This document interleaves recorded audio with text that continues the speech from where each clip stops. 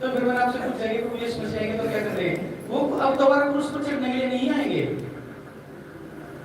प्रभु यीशु मसीह ने एक बार अपनी जान दे दी है हमारे लिए, पूरे संसार के लिए, किसी धर्म किसी जात के लिए नहीं, उसने पूरे संसार के लिए अपने आप को कुर्बान कर दिया है। अब वो दोबारा आएंगे तो वो दोबारा कुर्बानी के लिए नहीं आएंगे कि वो आ गया फिर से आप लोगों के लिए क्रूस पर चढ़ाया जाए। बाइबल कहती है प्रभु यीशु मसीह इस जगत में उसने लोगों को मन फिराव का प्रचार किया, अपने पापों से अपने गुनाहों से तौबा करो और मेरे पीछे हो लो। उसने कहा जो मुझ पर विश्वास करेगा वो अनंत जीवन को पाएगा। आमीन। और उसने कहा जब तुम मुझ पर विश्वास करोगे तो तुम किसी पाप के अधीन नहीं रहोगे, किसी कर्ज, किसी श्राप, किसी बंधन के अधीन नहीं रहोगे, क्योंकि ये सारे पाप, सारे गुनाह जो भी आपने किया वो मैं अपने ऊपर लेके उस क्रूस पर क्या कर दूंगा, खत्म कर दूंगा उन पापों को, उन गुनाहों को। तो वो इसलिए क्रूस पर चढ़ाया गया था कि जो हमारे पाप थे, जो हम जाने जाने लोग बहुत सारे गुनाह करते थे, वो सारे प्रभु यीशु मसीह ने अपने ऊपर लेके और वो क्रूस पर चढ़ाकर उनको खत्म कर दिया था, शैतान को हरा दिया था। और बाइबल कहते हैं जब वो क्रूस पर बलिदान हुए तो वो कब्र में रखे गए, वो तीसरे दिन मुर्दों में से जी उठे, वो आज भी जीवित परमेश्वर है। आमीन। तो मैं आपसे इसलिए पूछ रहा था कि प्रभु यीशु मसीह दोबारा आएंगे तो वो क्या करने के लिए आएंगे? वो हमें लेने के लिए आएंगे। तो इसलिए मैंने आपसे पूछा कि आप लोग तैयार हो? एक मिनट के बजाय क्या आप लोग तैयार हो? किस लिए?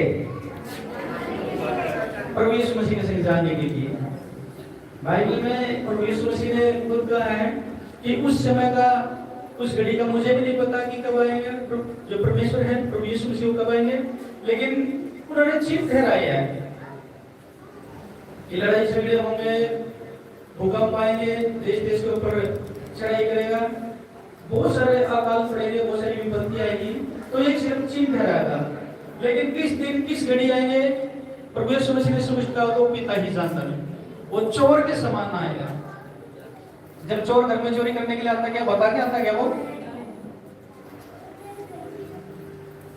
अचानक से उसको पता सब सोए पड़े हैं तब वो आता है, लेकिन जब वो चोर चोरी करने के लिए आता है वो घात करने के लिए आता है। जब यीशु मसीह आएगा तो वो बहुतायत का जीवन देने के लिए आएगा। आमीन। हालेलुया। तो कौन व्यक्ति है जो उसके आगमन के लिए तैयार है? जब प्रभु यीशु मसीह आएगा उसके आगमन के लिए तैयार है। वो वही व्यक्ति होगा, वही भाई, वही बहन होंगे जो खुदा की गवाही को देते हैं, उसके कामों की गवाही को देते हैं। क्या समझ पा रहे हो? क्योंकि परमेश्वर ने जो अब हमें चुन के ठहराया ना, तो अपने गवाह करके ठहराया है कि जाओ लोगों को गवाही दो, सुसमाचार प्रचार करो कि जो मैंने तुम्हारी लाइफ में किया है तुम आगे बताओ कि खुदावंद प्रभु यीशु मसीह क्या काम कर सकता है और वो क्या करने की सामर्थ्य रखता है। जब आप उसकी गवाही दोगे तब फिर वो आपको लेके चले जाएगा। हालेलुया। तो एक मसीह है जो एक विश्वासी है, वो हमेशा एक सच्चा गवाह होगा परमेश्वर का।